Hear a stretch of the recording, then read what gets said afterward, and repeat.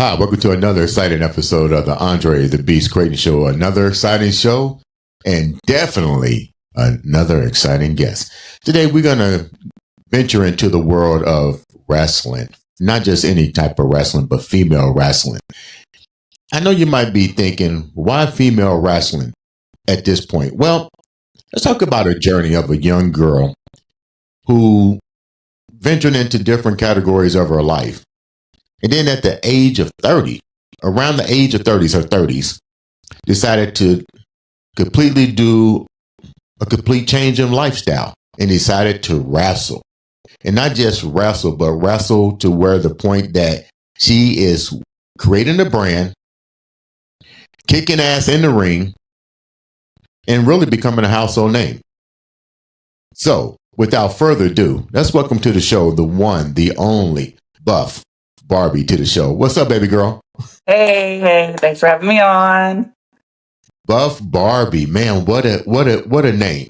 Before we get into the name, before we get into the journey, tell the viewers a little bit about who you are. Well, I'm technically from a small town in Illinois. And I had a pretty good childhood. Like, both my parents were very loving.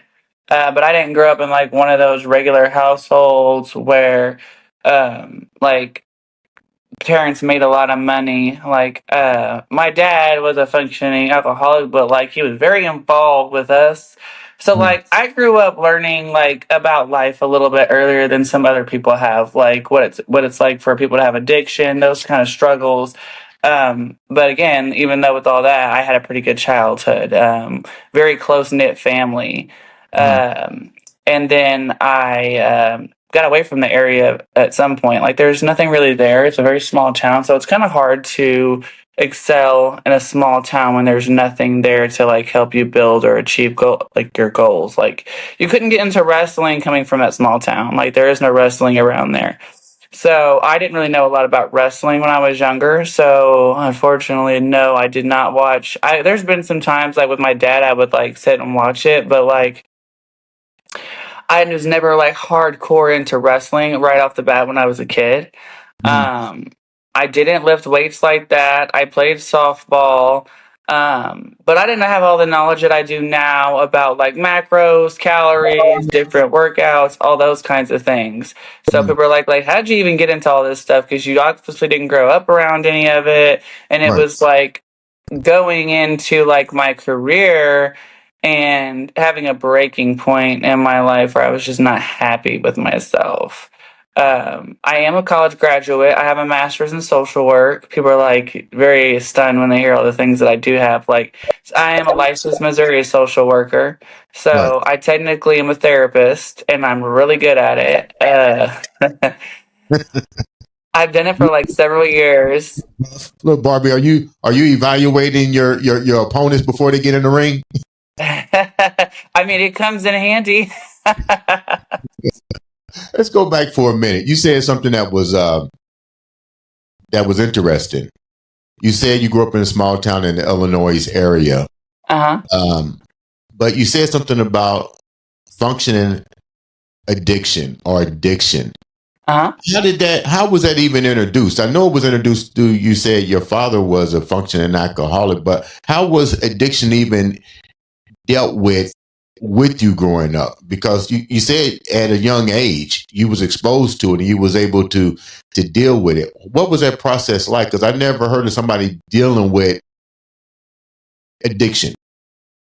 So I didn't struggle with it myself. I watched my dad struggle with it and how it affected his marriage with my mom. And I like, as I got up a little bit older, I would say maybe even close to being in high school, like I noticed like one of my brothers struggled with addiction as well, and it was more of like the painkillers and like that kind of addiction, opioid addiction. So I watched my dad go through the alcohol and my brother kind of like struggle with the opioid addiction and how it just like took over their lives and it like destroyed a lot of opportunities for them. Like, my dad could have did a ton of things. Like, he was super smart. Like, he was a carpenter. He ran his own lead team of people, made really good money doing it. I didn't even know how much money he made. He told me one time, well, I used to bring home like $8,000 a week, and like, I keep 2,000 for myself, and the rest will go to your mom. I'm like, no kidding. Like, why did I not have any? And he was like, but my mom was like, he used to blow it. Like, some people say, oh, it's bad growing up in that kind of lifestyle. But there were some funny moments. Like, my dad's passed away from lung cancer, but like, when we were kids, like, I do remember some moments being hilarious to me just because it was like my mom and dad, like, my mom used to pick my dad's pockets when he was passed out being drunk. being drunk. So he had no more money to spend. That is funny. So you was really close to both parents, despite your dad's addiction. Did your mom have an addiction? No, no, no. But my mom was colorblind, so she couldn't drive. She couldn't see as well to have a regular job, so she'd always been a housewife. Really? How was Yeah.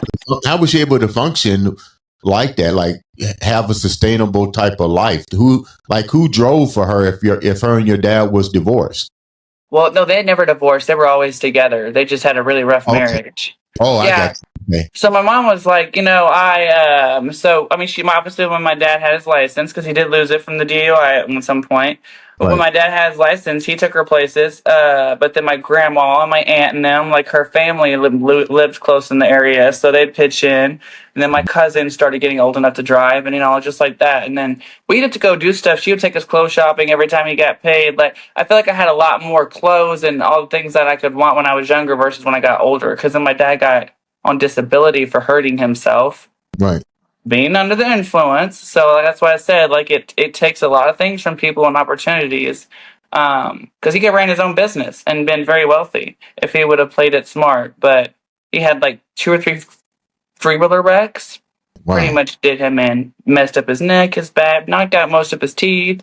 Like, it was pretty bad. So with that being said, like, so my parents had it pretty rough, but like, even with that, like, my mom really felt like she had no other choice but to stay in the marriage because she depended on him. I got you. So my mom always taught me, and so did my dad actually, don't you ever depend on a man to take care of you. That's why I'm so independent, why I'm like, take care of myself all the time. But do you find that to be a hindrance? Because some things, even though they may sound good, can also be a handicap for you too, because you're so independent that you don't leave room for anything else, so to speak. Well, I've let people like do stuff for me, like in relationships, we kind of did like a 50-50. Mm-hmm. But like, I haven't had a ton of serious relationships to where like I've had like the male try to step up and say, "Oh, I'm going to take care of all this stuff for you." I did not too long, it was over like 2 months ago, that was taken on a shopping spree and spent like 26 grand. But Wow. yeah, Did you buy a Louis Vuitton bag? actually I did. 26 grand, you might as well. You know what I'm saying? What do you got to lose? I ended up getting Gucci luggage, new Mac Pro tablet, Louis Vuitton shoes, the tennis shoes, bag. But do you think that now, this to stick with that independent type thing, do you think being who you are, developing your brand in the wrestling industry on television, you have, a lot of visibility. How do you determine if somebody is just with you or buying because they want to be next to you, then they're not really serious, because you are who you are? How do you determine who's serious and who's not? Well, I mean, I try to get to know somebody, like, and obviously I pay attention. Like, if I do something for you, if you're more like affectionate and I'm like giving you more attention, but like if you act a certain way when I'm not doing things for you, if I don't do something for you financially, or I don't do things for you at all, it's like I can just pay attention to behaviors and interactions and Mhm. tell when somebody's like legitimately trying to talk to me. But I'm so used to guys just like wanting to be honest, like sleep with me. Like, I don't get into relationships like that very often, and I don't have like a bunch of one night stands and stuff because I'm not going to be used as a sex object. I Yeah. refuse. You wind up leaving you wind up leaving Illinois. What was the reasons for leaving, and why did you choose Kansas City? It's funny. I feel like everything works out for a reason. I'm a Christian, so I feel like God has like moved me in different areas for a Okay. reason. But I ended up leaving initially because I couldn't like find a job in my field. Um, and well, I'm just gonna go ahead and share it. Like I got in trouble a long time ago, and I ended up getting charges. I won't go deep into all those charges, Mhm. but an ex of mine was very shitty ex. Pardon my language, but he got me into a lot of trouble. And if it wasn't for him, I probably wouldn't even have had any type of record. But like I worked really hard to overcome all that stuff, which Mhm. is why I went into social work. So I helped a lot of people, but I had my stuff sealed. So it's no longer like there anymore. Like I did so well that I was able to go to the judge and have them seal it. Actually, the judge was trying to completely get rid of my record because what judge comes up in front of you and goes, I would love to get rid of it completely. I mean, she's a good American story to people. Like she worked so hard for this. The same judge that gave me my conviction. That's odd. Yeah, no, like that's how much of a leaf, like a turnaround I had. That's how like much of a difference I had changed and made. And like I never talked to that guy ever again. And I blocked him on everything. And still till this day, I see him try to look at my post or like my stuff, and I'm like, I'll never speak to him again because that's what I Right. call the bad omen. That's the one that really did me in. So was it? You don't have to get technical with it, but was it? Was it physical and verbal? The That altercation you was having? relationship. Yeah. Oh yeah, yeah. He tried putting his hands on me, and he was talking to me a sort of type of way.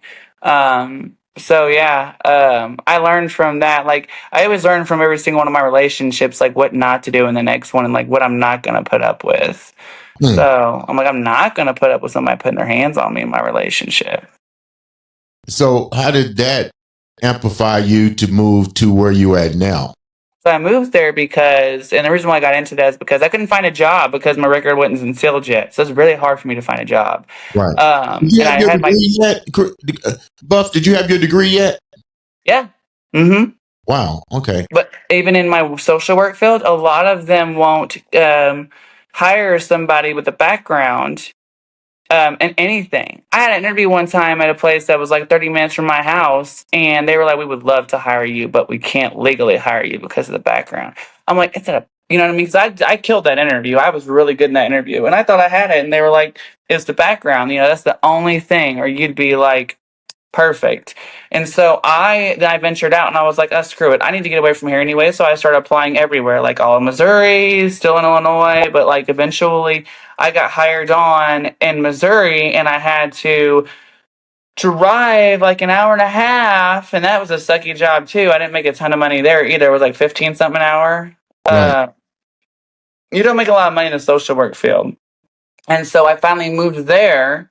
And then when I was working there, I got a, and this is how I'm like showing you, I initially ended up in Kansas City area.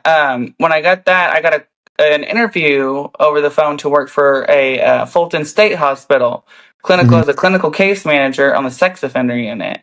So then I Wow. was a case manager on a medium security mental facility for people who were sex offenders. And that's not the funnest job. It's like very interesting. Yeah. So I only was only there for like 8 months. I relocated from my area to Columbia, Missouri, because that hospital was in Fulton, Missouri, and it was like that was like the closest like place to Fulton that had like a better population. So I moved to Columbia, and then I ended up getting on online. It's just funny. Like you remember the POF app that the old school app people would get on there today online. Yeah. Yeah. Yeah. Well, I was on that app and I met my ex on there. I found somebody. We started talking, and then I was coming to Warrensburg, Missouri frequently. And so I finally relocated to Warrensburg, Missouri because now at this point I've had the record sealed. Like I had no troubles getting any jobs because of my experience in the field and the background I had in Right. it. So, whenever I did that, I moved there. We moved in together. We were together for like 4 years. Mhm. And this is how I kind of got over in this area. So I wanted to get into modeling. while I was in that Columbia, Missouri, like I decided like I had been the biggest I had ever been in my life. I was like, I'm 6 foot tall, but I was Right. like 188 pounds, and it wasn't more muscle. I did not have any muscle. I was like on the chunkier side. And so I wasn't fat because I'm tall and I carry it a little bit better. But I just didn't Right. like my body. And I didn't like how I was living my lifestyle. So that I started changing stuff slowly. I started getting rid of soda. I don't drink regular soda. I started getting rid of the sweets more. I started like staying on a meal plan. Started hiring an actual coach to help me like push me. I have to have somebody hold me accountable or I'm bad about my diet. I can help others and make plans, You but can't it's do it like I have to have someone hold me accountable yourself. of my food because I love sweets. Like, yeah, I've got the strawberry Sour Patch Kids over here. It's Sunday. Like, I don't eat those all the time, but I have my times. But I've learned to manage that stuff. But I got into the lifting and stuff, and because I got into lifting, I started thinning out and getting in shape. I don't know what made me think like, okay, I'm gonna start getting into modeling. Right. And so I went and I applied for a place that reached out to me. They were in Kansas, Overland Park, Kansas. And all my appointments were over here. Like all the good doctors were over here. All the stuff was over here. And I'm like, you know what? I travel this way a lot. Like my ex and I finally broke up after 4 years. He didn't like the new version of me. He was in a big so so he didn't like the muscular, more in shape version of me. Right. So we just split our ways. It was a clean breakup though, so there was no hard feelings. And then I ended up moving to Lee Summit, Missouri, and then I just realized I don't like doing what I do anymore. Wouldn't mind being a therapist that got to work like virtually or in my own office, Right. but I don't like I don't like to work a 9 to 5 anymore. I realize I don't like it. Right. Why you So didn't why you didn't like it? I like being my own boss. I like to be creative. I don't like to settle for making a hourly wage to make somebody else rich. Hmm. Did you guys, as a social worker in your field, it seems like it would be kind of boring because don't you have to follow the same protocol pretty much all the time when you're dealing with people? Yes, you do, and you have to let You people can't be talk to you a creative. certain way. Yeah, like you can't be creative or bring your expertise to the table. You have to follow the protocol. So I'm pretty sure that field would, even though it's a great field, it can be kind of boring Yeah. at times. And here's another thing I forgot to mention, and there's another reason why I left the field is because, and I'm not it's like, so people have a stereotype of what a social worker should look like. They should be like maybe overweight, chunky, like not appealing, right? Older Right. lady, not appealing. That's what the social worker stereotype is. So when you are I'm not saying there's not some good-looking social workers, but when you stand out when you stand out in a group of women and you're like way more attractive than a lot of them, you get judged What do and you you mean? get targeted. What do you mean? Oh, anything I wore, like if it was tight, even if it was that somebody else wore it, that somebody would complain about me. Not the other person that has the wording and stuff on the back of their butt or something, but somebody would complain about something that I wore, even if it was covering. Hmm. I have a long torso, so like my shirts sometimes if I raise my hand up would kind of go up a little bit. Somebody got onto me for that too, and I was like, I can't do this anymore. Like I'm not gonna keep getting targeted and judged because I have a nice looking physique and you don't. Like, Hmm. So and then, that was one of the things too. okay, so then you wind up that's what. So you wind up actually taking a job in Kansas City, but then wind up quitting the social work field. Correct? Am I correct? Yeah, I pretty much hung in there. I stayed in there. I left the place I was going to. It was just way too far. I was driving over an hour one way, and it was just way too much for me. And I had to be there at 7 in the morning. It was killing me. And I had to stay up with my gym and working out. It just was not working for me. So I ended up leaving them, and then I ended up working for another job over here, over in the area. Like it was a crisis, like an intake crisis thing. People would come in and people would like I would have to either assess the person to see if they were suicidal, if they were at harm to themselves or somebody else, and then like make recommendations based on like what I think needs to happen next, right? And I did make a huge difference there. I've had two people, one person come back and ask for me, and it was the day I was off. And they were like, "Oh my God, where's Christy at? Like, she's not here." And he was like, "Oh, I just want to thank her. She made me feel so good about myself yesterday." And it was really just me, motivational interviewing is what we call it. It's just instilling like hope and empowerment in this guy who just didn't have like much in life that he felt that he achieved. So he really wanted to thank me. And then I had another lady that was actually in the same field as me. She literally asked the doctor, the psychiatrist, after she was done, because that's the last person they see. She's like, can I see Christy again? And she was like thanking me and wanted to hug me. So I've always had like good outcomes from that. I've never had anybody complain about me like as a therapist side of things when I had done this stuff. So nothing but like compliments, which I really liked. As I said, I'm really good at the job and I'm great at listening to others and like I understand like how it works.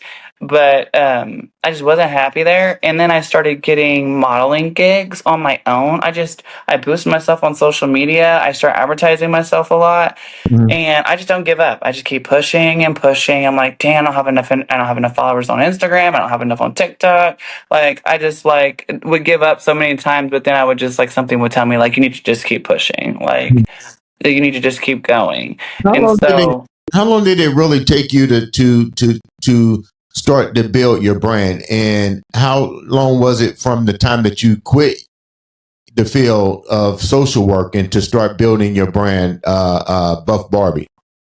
well, I found out about Session Girls, which I don't know if you know what that is, No, I but don't. so Session Girls, it's kind of like an underground thing if you think about it. It's just not everyone doesn't know about it. So Session Girls is like where women like me who are like in shape or muscular, attractive. Most of the time you had to fit the criteria of being muscular or somewhat muscular, attractive, maybe not even attractive because I've seen some girls that aren't attractive. No offense to those girls on the show. But you have to at least have muscularity. That's the main thing. Men are into the powerful, dominant, strong, muscular women. So Oh, I is that found, women that fight? They get paid to go and wrestle men. uh-huh. Yeah, okay. I had a bodybuilding friend that did that, and I remember sharing this story with you. I was like, "Where are you going?" And she went to Brazil, and I was like, "Why are you going to Brazil?" And she said, "Andre." And this was in 2000. This shows you how far back this goes. This was in It's been around for a long time. yeah. And she was like, "Hey, Andre, do you know there's men that literally want to be beat up and wrestle muscular women?" Yep. And I was like, "This crazy." I couldn't phantom it, but this wasn't even in 2000. This was like, yeah, this was around 2000 or late 90s that this has been around for quite some time. Mm-hmm. So you Yeah. wind up doing this. You wind up taking a job doing this kind of profession. Yeah, basically working for myself though. Like somebody just told me about it. You just post your picture up there, what you offer. There's even muscle worship where you literally stand there and flex and you pay for your time at an hourly rate. So, I was making $500 an hour anytime like somebody wanted to meet with me privately to do a wrestling session or do what we call muscle worship session. Well, And that's don't you worry about don't you worry about those individuals doing things to you that may or may hurt you, or how do you protect yourself going into something like that? You don't know these men or women because it's both. I've never had any female clients, just males mainly. So the way I do it is, so I'll travel somewhere, and this is how everyone does it. It's we'll travel to like a city or something. We get a hotel. Normally the wrestling occurs like on the bed or a mat. Like there's piece mats you can bring and put them on the floor, and that's how you can wrestle. A lot of the times we like, obviously they'll email us or they'll text us, whatever form of communication we give them. And then we meet them, they meet us at our hotels. Normally I will let my hotel staff know that what I'll tell them is because they're not going to understand the session girl thing. I say, hey, I'm a massage therapist. I've got some massage clients coming in that I travel to. I was like, this should only take me like an hour. So if you don't hear me from me a certain amount of time, I need you to call my room. And if I don't answer, then I need you to bring staff up here. I always like notify them. And I do have like a little stun knuckle thingy. I will zap the shit out of somebody if they try to mess with me the wrong way. But like a lot of these guys are like timid and want to be overpowered. None of them come on with like a macho persona that makes me feel like they're going to try to overpower me. And I've never had that issue. Like, if anything, they're just like, oh my God, you're such a gorgeous, muscular goddess. Like, just, I want you to beat me up, or I want you to wrestle me and show me how strong you are. Hey, hey, hey, Barbie, it takes all kind. I'm not here to judge. No, I mean, I get it. Like, I don't share that with everybody, but I don't really care. Like, I make more money than most people make in a day than people make in a whole month. So it's like, I make money. So Like how I don't have to go to 9 to 5. how widespread is this? Is this, do you find it's more men that are married or single men? Like what kind of men are attracted to doing this kind of All stuff? of them, married, not married. It's not even, and they don't have, I don't sleep with anybody. Nope, at all. That's what I find is funny is women do the prostitution thing and like they probably get less for that. And I'm like, you don't have an idea. Like, you don't even got to do nothing but be yourself and like you get paid for it. Okay, hey Barbie. I mean, this is crazy. How many men have you smacked around? That's a good question. Uh, at least 50, if not more. Really? Yeah, I've had quite a few. So here's the funny part. This is the fun part that everybody gets interested in. I was actually interviewed on overnight session, after Right, hour sessions is what it's called. It's another podcast. right, I've been on there twice. So when I got on there and I discovered Session Girls through another guy that told me about it, right. I blew up. Like my phone was blowing up constantly with emails. I already had somebody fly me to Los Angeles, paid for my trip first class, because some of the guys will sponsor you, so they call it, and they'll pay for your flight, your hotel, just so they can get you there. And this is a rich guys, and this guy was rich. He's like a finance dude, and he wanted to wrestle with me so bad that he paid for my flight, my hotel, and I was at the Beverly Hilton for like 3 days. Wow. So it Like was how long is a expensive. session? Like what do they get out of this? How long is a session? Well, it just depends. I literally had a 5 hour session in a row. Literally, he was like a doctor level, and I did 5 hour session with him, and it literally was just me pinning him down, like dominating him and being like aggressive, and that was it. And I did that for like 5 hours straight, and I walked out there with like $2,500. He just wanted to be pinned down Yeah, and humiliated pretty much for yeah, it would pin down, like me, like hurry up and like sit on his head or like and like bounce on his chest, like it. It's bizarre, but yeah, these guys, it's a fetish. did you It's walk like being out a fetish model, basically, is what I call it. I bet you walk out and you just go show me the money. Oh yeah, like when I used to leave from those places, I would only be there for like 2 days tops. This is with the flight and everything. I'd Right. normally be out of there in a few days. I literally would come back, and I make them put deposits down because people ask, well, how do you know they're not going to pay you and you go here and waste your money? And I was like, no, I make them all put deposits down. I make them put like it used to be like it was a $200 deposit for like at least 500, or if they got 2 hour sessions, which that's 1,000, they would have to pay 300 up in advance. So for deposits, I'd already collected like 3 grand or 4 grand in just deposits. And then when I get there, I clear out over 3,000. Sometimes one time I cleared over five. It just depends on how many sessions I had in 2 days. How do women look at you? Because you're still trying to build a brand. And I get it. You know, if you can make the money that way, like you said, a prostitute is doing this and you're doing something that's safe, you're controlling the narrative. But how do women perceive you and how do men perceive you? So I have a lot of girls that, and then I have a lot of haters too. It comes with the territory. Right. I have a lot of girls though that are like, oh my God, you know what I mean? They're like, they're like, I girl fan over you. There was like, cause they say, I love your physique. I love how like you do stuff. Like you're not the average person. You gave yourself this cool ass iconic name. You fit the description. Like you do all this stuff. Like a lot of women look up to me. a lot of little girls think I'm just so pretty. Like, I one time I dressed up like Barbie for the Union Station, had like the Barbie movie, the Right. Barbie movie going. I literally dressed up like as Barbie. I had like a crop top that said, "Let's go Barbie, let's go party." And then I wore like some purple neon leggings I thought would make it pop with some hot pink tennis shoes. Yeah. And I was like more shredded then, and so I had more definition.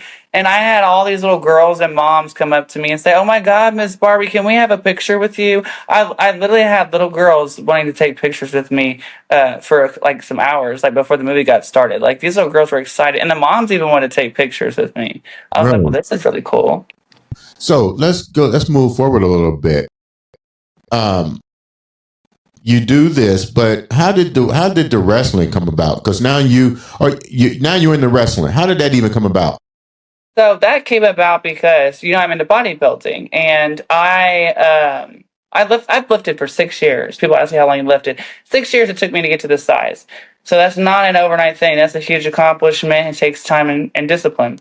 So I was into bodybuilding first. I had two competitions, or I had one competition. I had two classes I competed in. I won the novice and true novice class for the wellness division, Mm-hmm.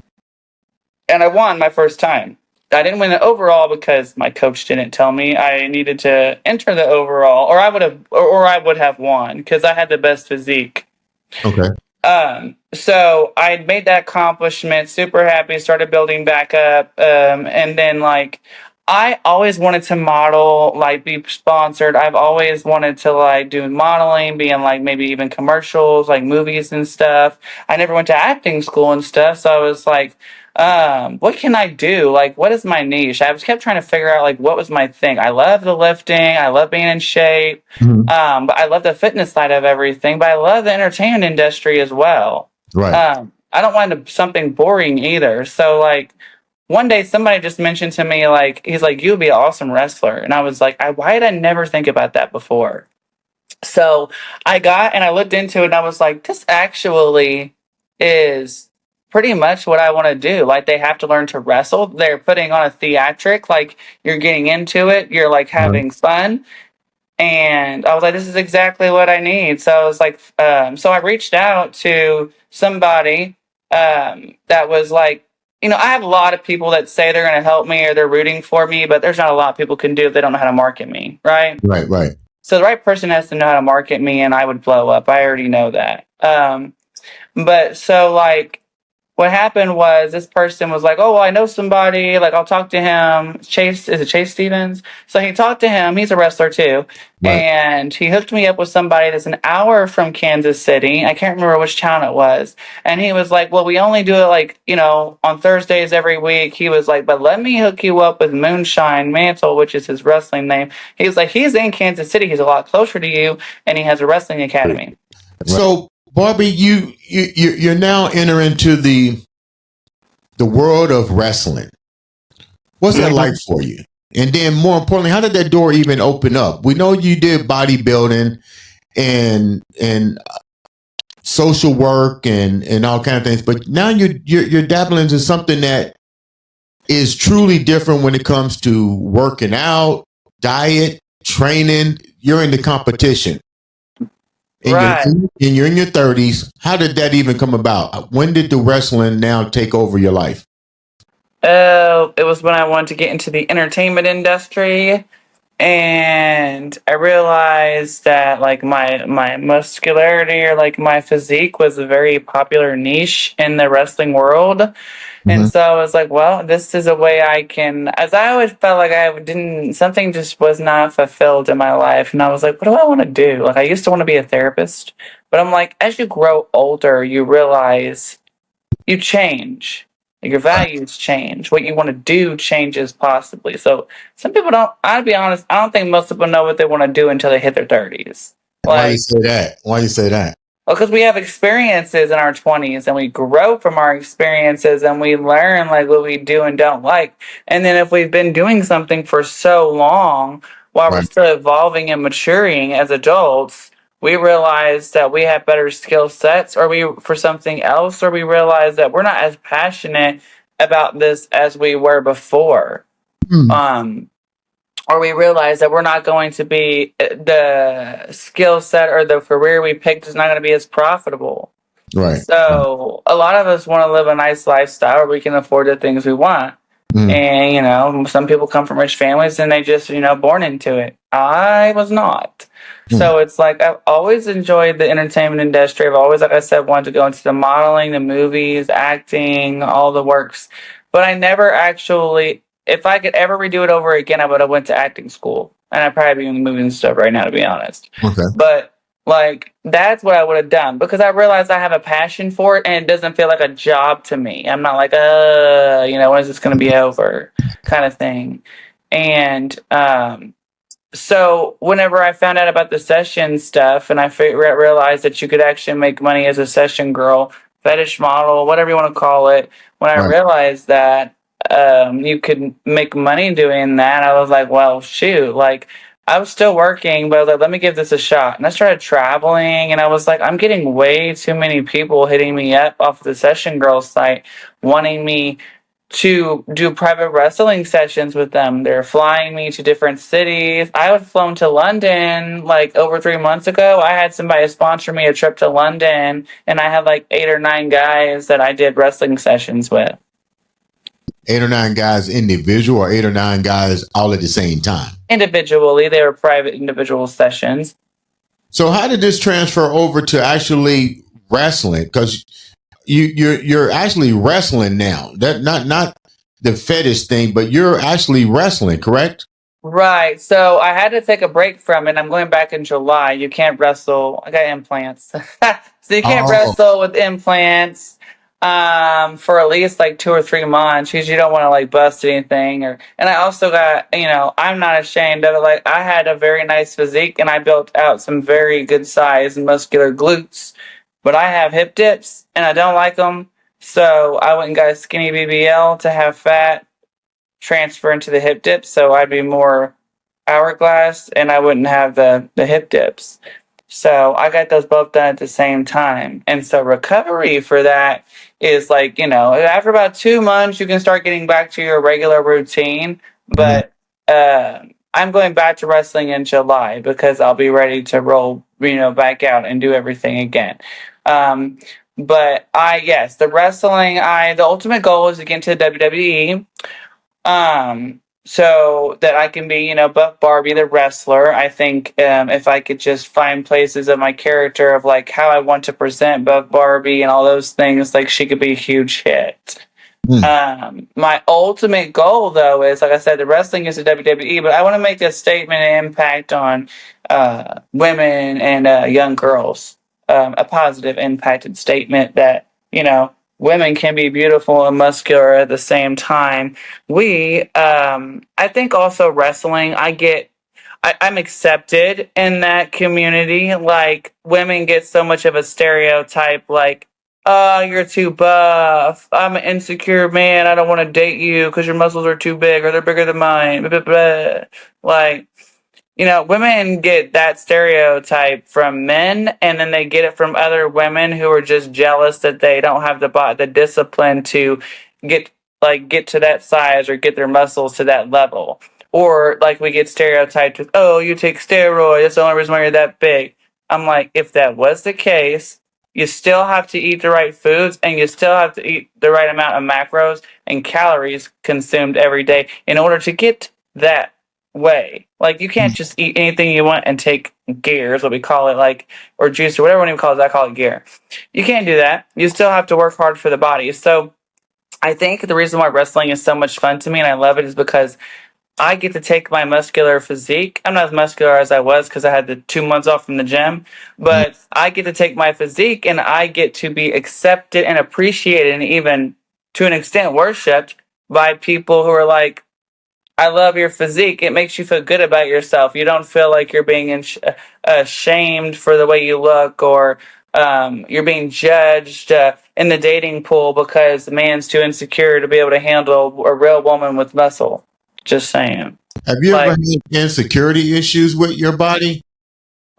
I never really liked my body as much when I was in high school. I was never fat. I was what you call thicker.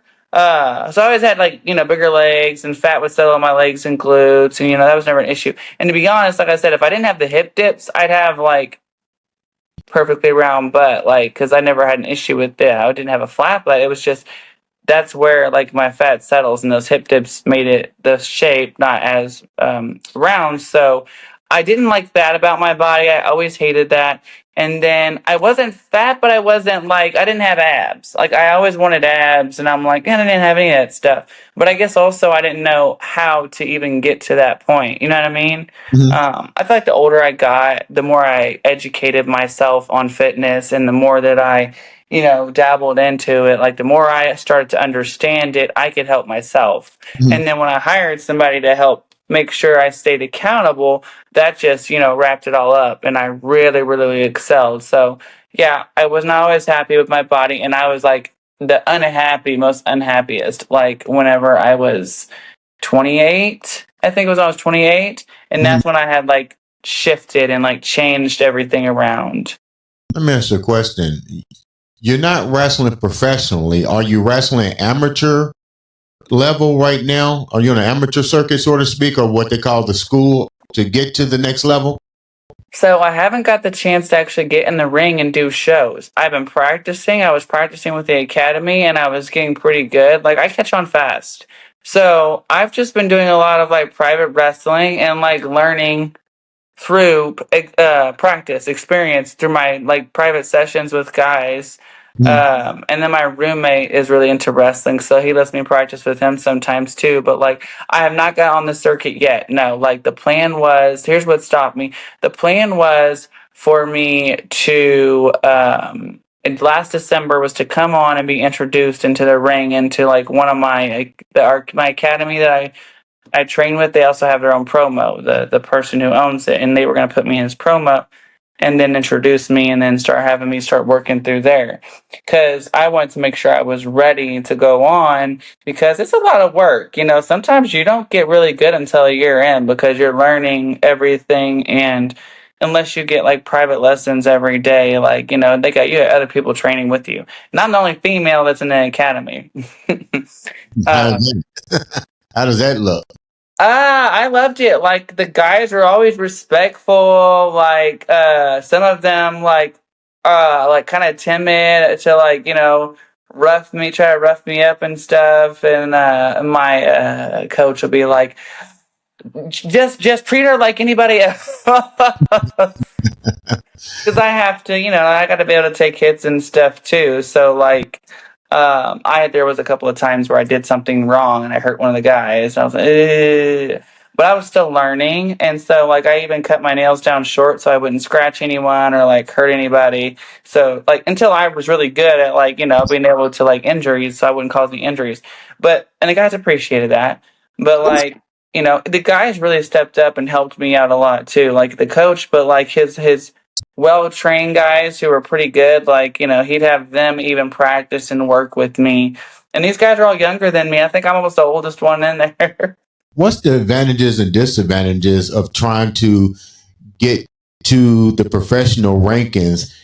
This, with your age, with the like of training, this is going to take a while. You already said, and I know as a former professional bodybuilder how long it takes to be good in bodybuilding, but now you're trying to be good in wrestling.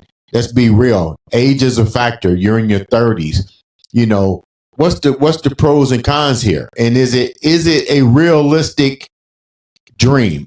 It's realistic if you believe it, but let's look at let's look at the numbers and all that. Is this a realistic dream for you? I think it's attainable for the fact that I am 35, yes, but I'm in better shape physically for health wise than a lot of 20-something-year-olds, Mm-hmm. because of the way I take care of my body, which helps me out quite a bit. Now, am I going to be able to wrestle probably for like 10 years plus like some of these others? Probably not. But I also don't want to put all that I don't want to put all that stress and wear and tear on my body.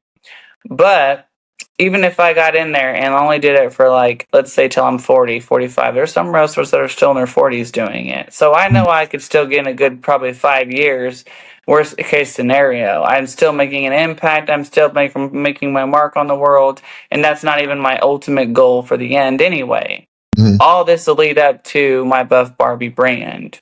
Okay, All so of it. really, it's not about really so much wrestling. Yeah, you want to be a professional, but the ideal is really you want to focus on the Buff Barbie brand. How was that looking? Like, what are some of the things that you're doing without giving out your complete secrets? But what are some of the things that you're doing to amplify that brand so far?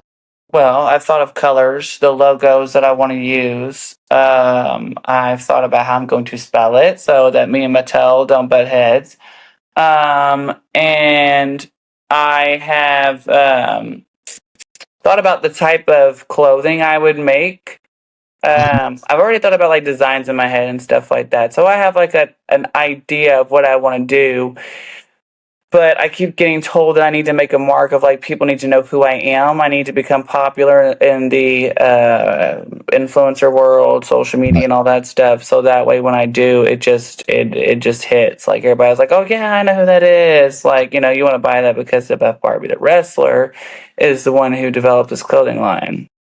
Now, how do you think what you do as your other job, the fetish wrestling, is going to affect your brand moving forward? Because you said it right off the bat. You're going to have haters, and some people may not like that. They may not want to attach their brand to you because of that. Would you be willing to walk away from that lucrative amount of money to really push your brand? What do you mean? Like people who have their you mean sponsorships? Yeah, because some sponsors may not want to attach their name to you with the fetish thing going on. Would you be willing to walk away from that to amplify your brand? Because your brand is, well, just like when you closed your records, you couldn't get a job. Right. Society is going to judge everything that you do. Social media is going to impact your career very much. But the fetish thing could be a crippling factor for you. Even though it's lucrative money, how are you going to separate the two if sponsors say, you know what, we want to sponsor you, but you know what, this part of your lifestyle may hurt our brand. So how are you going to handle that? Well, so the session thing, like the fetish thing, that's not something I'm going to do forever either. You can't do that forever. That literally is just a way, and I'll tell sponsors this like straight up like anybody else. Like I have no shame. Like this is how I was able to afford to take care of myself, pay for my very expensive hair that creates the Buff Barbie look that everyone likes so much. Like, it's expensive being a woman and looking nice and maintaining yourself. And even, like, your supplements, your food, all those things. So the look that you're after and the Buff Barbie itself wouldn't be existing right now if I wasn't such a determined person who was a hustler, obviously, a heart, and a grinder that, like, makes their money and doesn't let obstacles get in their way. And obviously I'm just smart enough to utilize a niche that's very lucrative. Do I want to do that forever? No. If I had quite a few sponsors that were like, this is okay, but you have to leave this alone, but if you're going to be paying me to sponsor me, we have contracts and stuff, I can leave that alone. I can stop doing those sessions. I have no problem with that. Okay. So before we wrap up, first of all, thank you so much for allowing me the opportunity to interview the future Buff Barbie. I don't want Mattel coming after me either. I know. But what's next for you? You got everything pretty much ironed out. What's the final straw here? What do we need to do? What do you need to do to make the dream a reality? Well, what I need to start having people sponsor me, and I need to grow on social media. I need to get sponsored. I need to grow on social media. I need to become relevant to people on the social media platform. I need to become popular, as you say. Like, I have people that I look up to that have, 5.6 million followers on Instagram, millions of followers on TikTok, those kinds of things. But I want to become relevant. A lot of people buy those things, right? That's true, they do. But I also look at their engagement to see what's legitimately, you know what I mean? Because their engagement should match up to their following. Right. And then you'll see them like, some of the bodybuilders and stuff, like they'll have a thing where you see them signing stuff. They're at a thing like an event or something that's about them or whatever. And it's like, and some of them are sponsored by different brands, like I drink Ghost energy drinks, like those kinds of things pay me contracts to like advertise their stuff. I would love to be the face of, different brands and stuff like that, because eventually I want to become a brand myself. Mhm. So that is like what I am technically working on. That's like my next step is like, somebody or people, several brands want to work with me and pay me to represent their brand. Like, and then obviously that's going to grow into mine. So like, this is what I'm really focusing on. So why should I attach my brand to you? Take me down the reason. If I'm a sponsor and I see you, I see everything that you're doing. Some things I may like, some things I don't. Why should I attach my brand to you? What makes me want to put my dollar behind you? Here's one of the stories I love telling, and I didn't bring this up in here. This helped me realize how relevant I actually am and like how popular I am, not even realizing it. So one of the times I was on a plane, I was going to Miami. It was an interconnected flight, I think. But I was getting on the plane, and we were going from I think it was Dallas Airport to Miami, something like that. This black girl got up she was on the plane. She walks up and she keeps staring at me and she keeps smiling at me while I'm sitting there in the seat. And she goes, "Oh my God, you're so beautiful." And I was like, "Well, thank you." So I'm just thinking she just thinks I'm really pretty, and so and so when we get off the plane, she follows me. Her and her friend follow me, and she taps me, and she goes, "Excuse me." She was like, "Can she get a picture with you?" And I'm like, "Ah." And she was like, "Yeah." She was like, "I follow you on Instagram." She was like, "I'm a huge fan of yours." I'm like, "Ah, really?" I was like, "That's awesome." I was like, "Yeah, yeah, I'll take a picture." And I wish I would have got her info to see it or whatever, because I don't know if she's too shy to post it, but I took a picture with her, and she was like shy to talk to me and like take the picture. So I'm like, I didn't even realize that people would even recognize me like out in a whole other city. Mhm. You know what I mean? Like, and I was like, I feel like I could really be something. I could be very relevant to people. And I have a very interesting life, and I worked very hard. I think a lot of women can relate to like my determination from Mhm. where I was to where I got to. So I feel like I could empower a lot of women Okay. um, to like be the best version of themselves. And I feel like women could look at me as like, I don't let people tell me what to do. I don't settle for less. Like, it's what I represent. Like, you can be beautiful and be muscular. Like, I could reach out to a lot of women who maybe have like a complex about not feeling pretty because they are a little bit more muscular or something. Or even women who aren't muscular. Like, if you could look at my old pictures, I look Right. nothing like this. Right. I literally look totally different. I went to go see my family I haven't seen them in like 7 years. And I went to go see my family. My hometown's like 6 hours away. And I've been that busy working on myself. So when I went to go see them, my own aunt was like, "Christy?" She was like, "You don't even look like you. You do, but you don't." I was like, "Yeah, a lot's changed in 7 years." So it's like, I don't even look like I used to. I worked really hard. I reinvented myself. That's what makes me different. What I don't does your even come family from this What background. does your family think about? You've been away for 7 years. Before we wrap up, you've been away for 7 years. All of a sudden, you come back totally different. Transformation, plastic surgery, muscles out the wazoo, different personality. How was your family adjusting to the new buff Barbie brand? My family is very proud of me, actually. Like, my mom says that she's proud of me. My aunts, well, he should be my uncle, but they've been together for so long. So my uncle, like, he said, "Yeah, you look really, really good." Like, none of them said they all said I looked really good. I've really taken care of myself. They're really proud of how far I've come, like the money I've made, the impact I've made. I mean, I even, my grandma. She's given me a lot of money in the past. So one day I just sent her $1,000 for Christmas, and I thought she was just gonna lose it. And so it's just like stuff like that. Like my family is super proud of me. They really, and I also don't let it get to my head. I don't act like I'm better than anybody else. I Okay. gave somebody a $20 tip at Starbucks the other day, and I didn't expect anything back. And it's Wow. like, it's just like I'm a really nice person, and I think a lot of people like my down to earth vibe that I have when they talk to me. Chrissy, aka Buff Barbie, thank you for taking time out to come on the show. Before we wrap up, how can the viewers follow you on social media and watch your journey unfold?